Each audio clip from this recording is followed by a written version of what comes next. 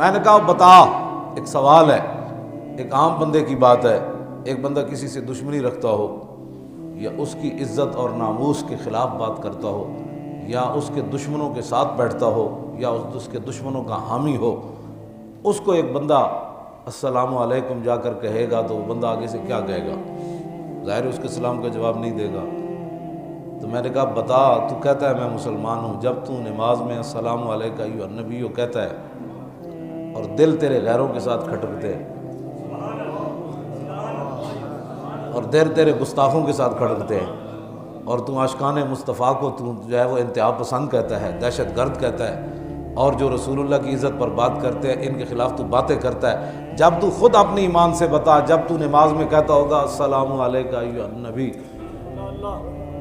تو پھر حضور تجھے کیا جواب دیتے ہوں گے؟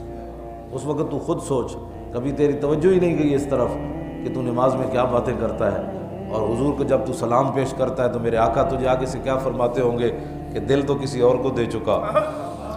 ہاں باتیں کسی اور کے حق میں کرتا ہے اور سلام مجھے دیتا ہے۔